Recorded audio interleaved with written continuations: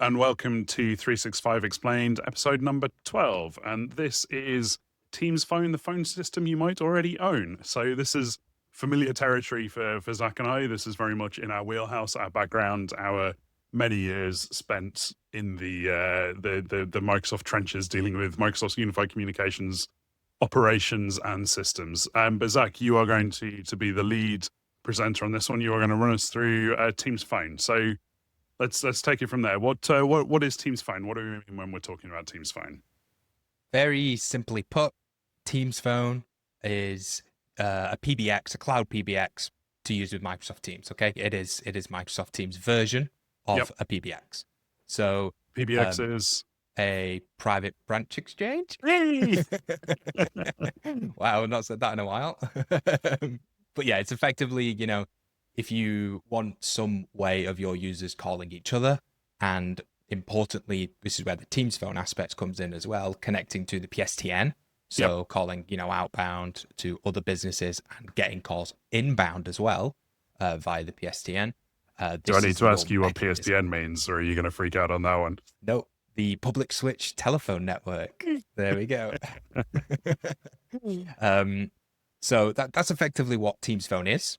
And we're going to spend a little time today. We'll talk around PSTN specifically. So the delivery types or those mechanisms that you can have in Teams Phone, because it does come in a few different flavors. Some licensing implications for Teams Phone. Some of the PBX features or those phone features. Maybe some call flow stuff. And we'll maybe end it off with some Copilot in Teams Phone. Well, everything's got Copilot in these days, so we might as well touch on it, right? Exactly. But I guess why would somebody want to have calling inside Teams? Like we use Teams for chat and meetings and webinars and all that sort of stuff. Like what's the point in having your phone in there as well?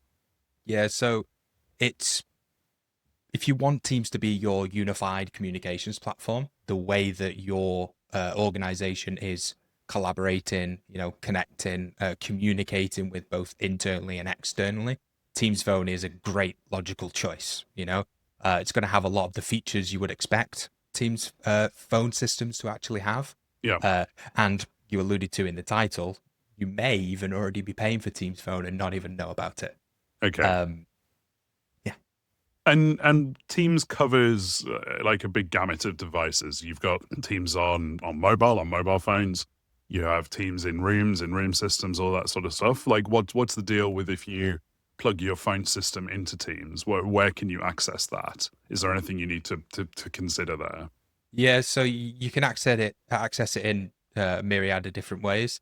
But effectively, anywhere you can answer Teams calls, you're going to be able to answer Teams phone calls as well. Yeah. So think of those endpoints. You've got soft clients, handsets, Teams phone handsets. We'll come on to it a little bit, but maybe just a phone in a kitchen. We call those shared devices or common area devices. They're going to be able to plug into Teams Phone as well and be usable. And the main reason to talk about Teams Phone is to replace those existing PBXs. You may have a Zoom phone, you may have Cisco phone, you may have an aging legacy Avaya or Panasonic PBX that's 27 years old. Ditch that legacy equipment and get it into Teams and get it into the cloud. So you've got two elements of consolidation there. You've got a technology consolidation, so you've got fewer platforms to manage and maintain, but potentially you've got a cost consolidation because you're not paying in multiple places for stuff that's overlapping. Exactly that, yeah. Okay. So we're talking about getting your PSTN into Teams, getting Teams Phone up and running. Mm-hmm. What do we do for that? So we've got a few different PSTN delivery types. One of those being calling plans. That's maybe one that people have heard of because it's the one direct from Microsoft. You go to Microsoft, they are your carrier. They are the ones giving you numbers and delivering your numbers to Teams Phone. Okay. We also have direct routing as well. So this can come in a little different flavors, but that's effectively bring your own carriers and your own session border controllers as well. So you can get a lot more flexibility with that. With direct routing, you bring in your own SBCs. You can have analog devices, plugged into those SBCs as well. But with a direct routing deployment, you need someone or a team of people to be able to manage those SBCs, make So sure. flexibility at the cost of complexity and other things to think about. Exactly that, yeah. And when you hear direct routing, you may also hear direct routing as a service. This is effectively, the mechanism is still direct routing, but an organization, a partner, someone is hosting those SBCs on your behalf and getting that connection into Teams, and your tenant is connected into those SBCs. So you're paying for a wraparound service, but from a Teams point of view, it is a direct routing solution. Exactly. Okay. Yeah. And then we have Operator Connect. Operator Connect is an evolution of the direct routing as a service. So Operator Connect is a certified program from Microsoft. So you've had this little rubber stamp from Microsoft to say these operators or providers can do what they say they can do. They can deliver in all of these markets. And, as a provider as well, you have to adhere to specific SLAs and, it's a quality mark, effectively. Exactly, yeah. And the important thing with PSTN is regulatory as well. So some places around the world are a lot harder to deliver PSTN and telephony into than others. Okay. But one thing that the Operator Connect program does is kind of confirm that these people can deliver where they say they can, and you have to keep delivering to be able to stay on that program as well. Okay. And then lastly, the newest version of delivery is Teams Phone Mobile. So not, exactly the same thing. Not confusingly named in any way, shape, or form. Yeah. But effectively what this is getting mobile numbers into Teams. So the exact same way the other methodologies that we're talking about are specifically landlines. This is having end users have a mobile number in Teams as well. Okay. So how would you broadly go around about starting with those four mechanisms? How do you start to pick between them? How do you work out what's suitable? Yeah, it's all going to come down to your requirements, as an organization. But very broadly, if you've got more complex environments, or you have the capabilities, you talked about that complexity before. If you have the ability, you have the teams there to be able to look after a direct routing infrastructure, then that's what some customers will go to. But if you're more of a cloud first organization and you want to take that complexity away, free up those voice engineers, free up those IT people for more complex scenarios, or more less day-to-day management, something like Operator Connect or calling plans is definitely the way to go. Okay. Just one thing to mention around these PSTN delivery types. It's super important to mention on the back end, the features, functionalities that we're going to be coming on to and talking about, it's still Teams Phone. So just because you go direct routing doesn't mean you're going to lose a feature or anything like that, or Operator Connect. It's all the same features across. So all the end user facing stuff is the same. The interface looks the same. You don't have to have different training for different people or anything like that. Exactly that. Okay. Yeah. And is there a kind of golden environment? Like, is there an environment that is perfectly suited for use of Teams Phone? And conversely, is there therefore an environment? Have you ever come across an environment where Teams Phone is not a good fit? Or does that range of options kind of allow you to generally make something suitable? Yeah. I mean, the company I work for, we work for global organizations. So you put it perfectly. Something that works, one part of the business may not work somewhere else, but this is the perfect thing with Teams Phone. These delivery types can live side by side inside the same tenant. So yes, I may have, a place out in APAC with a lot of analog requirements. So I'm going to put direct routing and, a physical SBC out in there to feed those analog devices. Whereas somewhere, across Europe, UK, we can just go, full cloud and not worry about it. But importantly, on the back end, administration wise, Teams, Teams Admin Center, that sort of thing, it's all the same. Okay. And you've talked a little bit about locations and location awareness. I'm assuming with direct routing, you're talking about you bring your own carrier that's less of a consideration. But for calling plans and Operator Connect, like, how does that regulatory picture around the world kind of fit? What do you what does a prospective customer need to worry about there? You definitely need to worry about you choosing the right provider, one that is regulated to be able to deliver these PSTN services around the globe. But, something, let's take the US or North America, for example, with dynamic E911. That is a regulatory requirement. So that's their emergency call handling process, right? Exactly that, yeah. So the Ray Barnes Act and Carey's Law, the their emergency calling dynamic is dynamic. So your team's phone calls are actually passing location information alongside with that call as well. So that effectively fits across all of those connectivity types.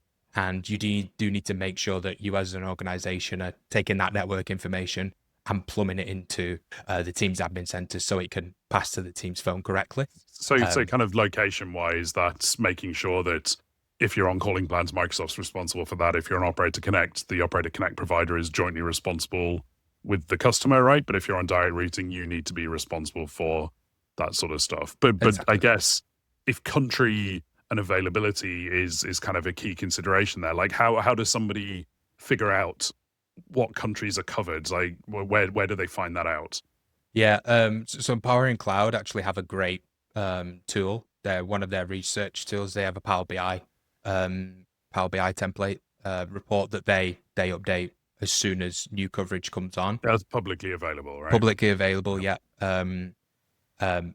They have a great way you can pit providers against each other, and if coverage is definitely one of the key things you're looking for, you want to bring that all to one provider if possible, then that's a great place. But also in the Teams admin center, you can go into the catalog section under Operator Connect, and you can see a list of all the providers and the countries that they can deliver into as well. And does that show you what countries Microsoft has for coverage as well? Not in the Teams admin center. No, okay. No. I'm assuming somewhere in Learn and Docs will have it, if not on the Empowering Cloud. Yeah, exactly. So how do you pay for this, right? We've alluded to you might already have this. What is the licensing, Microsoft lovely licensing? What does that look like around Teams Phone? So for your users that you want to have access to Teams Phone, they're going to need access to Teams in some fashion. Okay. They're going to need access to an additional SKU called the Teams Phone Standard. And there are a couple of other licenses that we'll touch on. The reason we say you may already be paying for this is Teams Phone Standard is actually included in the E5 suite. So if you've already rolled out E5 and E7 now across your organization, then that Teams Phone Standard add-on license is included in the E5 SKU. Okay. And so on the direct routing, if I'm joining the dots right here, you said that is bring your own PSTN. That would be everything that you needed other than gateways or someone to run the gateways. So that is you have Teams Phone Standard, and then you're bringing your telephony. What does that look like for calling plans and Operator Connect? Is there other licensing? Like how do the minutes get paid for? Yeah. So Operator Connect, I'll start with that. That will vary depending on the provider that you choose. But effectively, when you choose an operator, you'll be sent through to them to have that discussion around minutes and plans and so you pay them directly for that portion of it, and you're paying Microsoft with the licensing for the capability to use phone inside Teams. Exactly that. Yeah. And then lastly, with calling plans, there is a calling plan license as well that you can purchase. You can purchase different level of those, and you can purchase like an international or domestic one as well. Okay, so in true Microsoft style, there are many different bundles and things. I always get the name for this wrong, but there's something called, is it communications credits? Yep. What used to be consumption credits, or but there's also the ability to do shared calling policies as well. Is that right? Yeah. So this is a feature of Teams Phone, and that's the ability for shared calling, where you can effectively share outbound one particular number across multiple users. So couple of things to mention on that. Operator Connect providers have to opt into that. So that may not be a feature that's enabled on every single Operator Connect provider. So definitely something to ask with whoever you're talking to around that. And yeah, calling plans has that as well, and direct routing does as well. So is the model roughly that you're paying for the minutes, or are you paying for the DDIs, or is it a hybrid of both, or it depends on the carrier and what their setup is? Specifically for shared calling, it will depend on the carrier and what's that set up for. But you're effectively paying for one DDI that's being shared, so you'll pay for the additional minutes of the other users. But outside of shared calling for kind of normal use. Yeah, not normal use, you're paying DDI and per minutes rates per user that you want to have a number and access to the Teams phone services. Okay. So broadly, we've covered delivery methods. We've covered some of the licensing, subject to a whole bunch of intricacies. And what have you. And I believe there's other licensing for things like shared devices and other kind of fun stuff in there. But what about functionality wise? Like where does Teams Phone sit versus a Cisco phone system or a Zoom phone or something like that? Like are there particular restrictions? Are there things it's particularly good at or bad at? Like what does the feature and functionality set look like? Yeah, the features and functionalities for Teams Phone is vast, and you'll be surprised the amount of customers that I've spoke to that have just straight up said to me, "Oh, I didn't realize you could do that in Teams Phone." And when I'm describing it, it's a very simple feature like putting calls on hold or making transfers. Like, oh, I didn't realize that. So it's got a big feature pool for sure. There was at one point feature parity with Skype, and that's probably argued to this day, and people will die on the hill whether that's the case or not. But yeah, there's plenty of different PBX features within inside of Teams. Just to mention a few of them: putting calls on hold, transferring calls. That's blind transfer and consultative transfer, where you're able to chat or voice call someone before transferring a call. Things like forwarding. What some of the more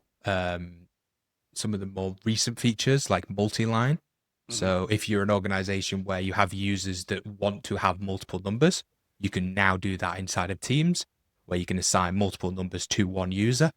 And there's a couple of caveats around that. But you can have multiple numbers. Go deeper on that at another time. Yeah. So what, one of the things that I found interesting with Teams Phone is it's that unified model, right? You have this bucket of that there is awareness around your presence and your availability and all that sort of stuff. Do you have any particular kind of favorite features or functionality that customers kind of in particular like that only something like Teams Phone would be able to deliver? Yeah. So mentioning call flows. So we have call queues and auto attendants inside of Teams, and these are features that are used to build out your call flows. So call queues, these are response groups, hunt groups, they're called different names across different types of PBXs, but Teams calls them call queues. This is effectively, once the calls are inside your business, how do we route those to agents?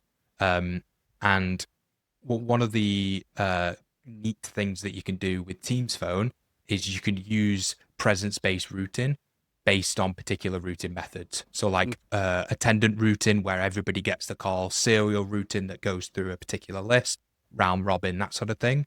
There are a routing method called available the longest, or longest idle.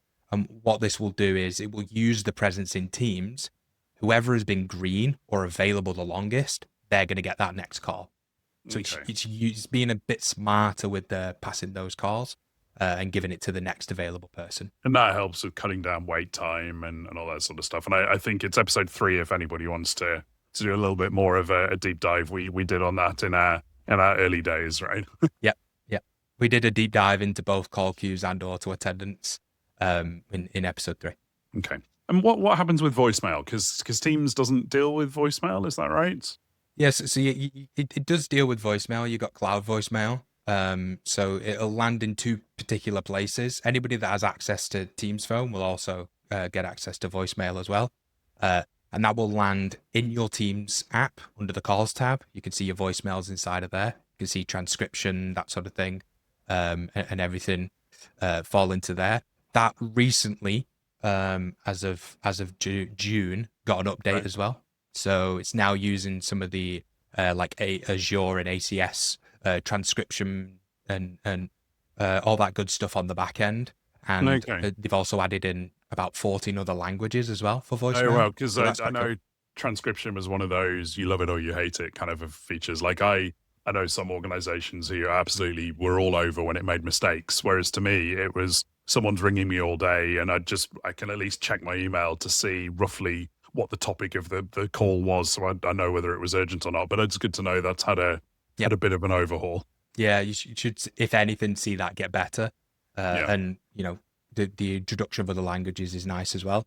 But you hit on the key point with voicemails. They'll land in Teams, but also in your Exchange mailbox as well. So they're Okay. going to land in those two places for you to be able to check those. Yeah. Okay. And what level of kind of control does an admin have over feature functionality availability? Like, is it just Teams phones on or off, or can you deal with this sort of stuff nicely, sensibly?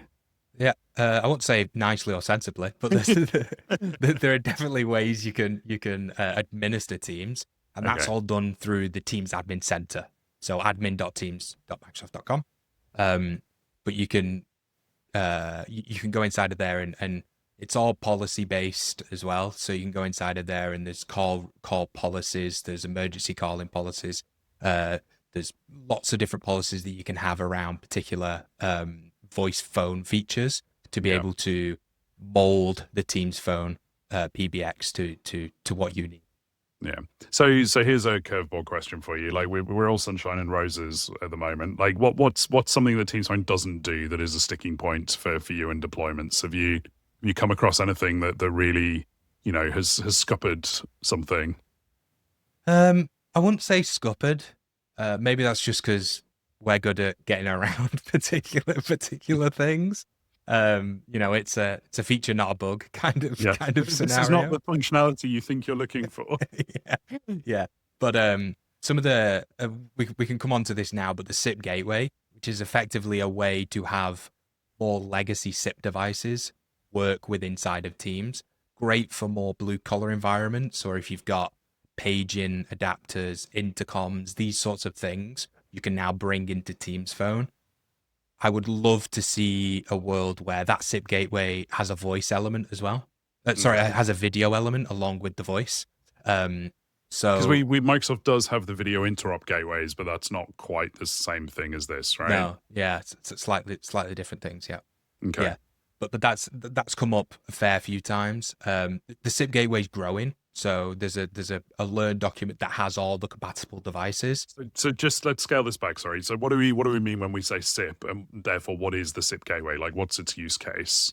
So this use case is if you have legacy devices that are purely SIP, instead of having those devices call back to an SBC locally on site or something like that, what we could do is we could register those devices directly with what we call the SIP gateway in Microsoft Teams. So SIP is a non-Microsoft protocol industry standard kind of mechanism for devices talking, and SBC is a session border controller.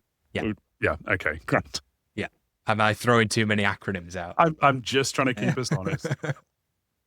It is 365 explained. So yeah, we should probably do that. Yeah. So the SIP gateway then, the use case for that is you have legacy equipment, you're not ready to buy Teams phones, or you don't need to buy Teams phones. You need your warehouse devices. It is a mechanism for taking any device. You said there's a compatibility list, and bringing them against Teams. I'm assuming you have to pay extra for that. No, so it's based under comes under some of the licensing. So there's a shared device license that you can add for these particular devices. But you're exactly right. That's the use case for that. Think of it if you've got a warehouse with a SIP phone on a wall, or just a plain what you call a dumb phone on a wall. You're probably not going to want to put a $300-400 Teams phone with a full touch With a screen touch on that screen. wall Yeah. that's Yeah. going to get knocked off every other week. Yeah. You'd rather just have something with buttons on that people can just pick up and start making And, calls. and I'm assuming this is like in the Teams video room world, that there's a whole bunch of different hardware vendors, providers, different types of devices, different shapes of them, depending on what sort of a scenario you need. So SIP Gateway is unlocking legacy and compatibility, but also lower cost or alternative device types where you just need a phone to be a phone. Exactly that. Yeah. Even Cisco is Cisco phones. Well, some Cisco phones are available on that SIP gateway. So there's a Microsoft Learn documentation with the compatibility list, and that's growing all the time. Yeah. And what about what do customers feel about putting all their phone eggs in one basket? It's like this back in the day used to be a real problem that, if the internet was down, if the team service was down, like then you were entirely out of luck with your telephony, and it's probably less important these days. But is that still a thing to worry about? It's definitely still a thing for some customers. The conversation's shifted to not so much if Teams phone's down, it's more if your internet's going to be down. So let's have redundant ISPs, let's have redundant connections, up to Microsoft and up to the internet. But there are specific features. So we were talking about direct routing before. Yeah. There are appliances or SBAs or survivable branch appliances that you can effectively deploy within your environment that will give some survivability for your Teams phone deployment. So let's say the internet does go down, local calling can still work. Or if there's no access to Teams, and there's lots of caveats around this, but you can still access Teams phone and still make calls. Yeah, I would avoid SBAs like the plague. Their downsides are a lot worse than their upsides, but at least there's an option there, right? But I guess your point is that it's not really a phone system or a telephony thing. It's a network and a WAN design, because these days, if people are without their email or they're without Teams itself, that's more of an issue than just being without your phone or your reception line, I guess. Yeah, and the conversation for me around this sort of conversation has shifted surprisingly to satellite services. Okay. So, having, there's some very famous satellite services out there from some people. Well, because satellite used to be terrible for latency. I'm assuming that's not a consideration so much these days. No. That's effectively where the conversation shifted to, having redundant ISPs and maybe even satellite backups for connection for a limited amount of time if required. So it's an interesting little side conversation, actually. Like, a lot of Teams network deployments, the consideration was network planning and network readiness and all that sort of stuff. Does Teams Phone change the equation there at all? If you're doing telephony inside Teams, is that something that means you need to redesign your network config? Wouldn't necessarily say redesign. There are some network planners and that sort of thing that Microsoft do bring along that you can run through. But voice is, from a bandwidth requirements perspective, is not a massive undertaking. Especially a lot of customers that I'm speaking to, they're already using Teams for meetings, voice, internal, external meetings, collaboration. So, they're already used to that and using that as an organization already. Okay. All right. Well, before we wrap up, I feel we can't let an episode go by without talking about my favorite topic. So, Teams Phone and Copilot. Where does Copilot fit into this? What can you do? Copilot, as we know, will fit in exactly wherever it can do. And Teams Phone and these legacy conversations are no stranger to that. But we're seeing a lot of cool features come along with Copilot into Teams. Some of the stuff that I'll mention now as of recording, which is mid-July, they are 2026. Yeah, they are a part of the Frontier program, and we've got a whole episode talking about the Frontier program as well. We do. But it's effectively a preview or early release of features. So these are subject to change, pricing changes, that sort of thing. But effectively, we have the ability now for a Teams phone agent. And what this will do is sit in front of your auto attendants or call queues and be more like a voice AI agent that your users or customers are able to talk to and interact with. Is this what I got when I tried to call you the other day? Something slightly different, and we will come on Okay. to what that one is. But what this Teams phone agent can do is schedule meetings, point you to the right direction, more conversational. So, it can take your sentiment and put you in the right direction depending on, what it thinks for that call. Is there is like an automated mainline attendant to do basic triage before you pass through to people queues? It's exactly that, yeah. Okay. And in some elements, what we can do as well is we can tie that into Copilot Studio. So these Teams phone agents can speak to Copilot Studio agents and also do simple CRM tasks and those sorts of things. So you can think the possibilities can kind of be endless with this from an agent point of view. But that's super cool to see that we're seeing that in the Teams phone. But what you were talking about was Copilot Delegate. So if you have an iOS device, or I'm sure Android had it 10 years ago, but the ability to screen calls and do that sort of thing on those devices, we've effectively got that in Teams phone now. Okay. So what we can do is have an agent answer the calls on your behalf, and then you can see the call coming into Teams, and you can see the live transcription that the people are talking.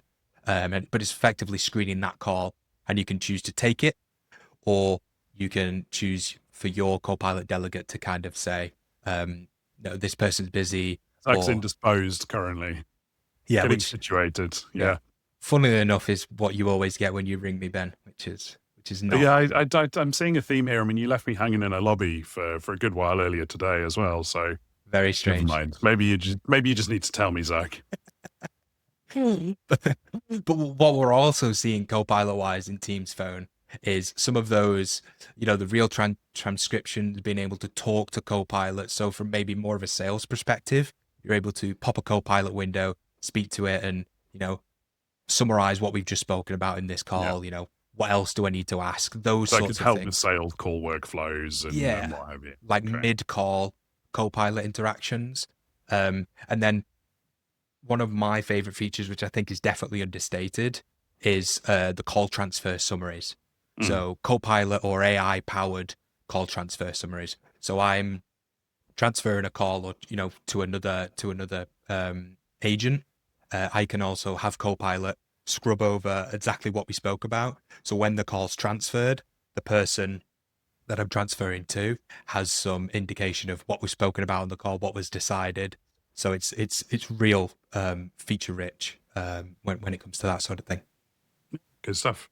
Okay, well, I think that's probably done our 101 at our Teams phone introduction. Again, we can deep dive into different components as and when. But I think for this episode for this month, that's going to be it. Do you have any closing pearls of wisdom or any do's or don'ts or massive takeaways here? Massive takeaways.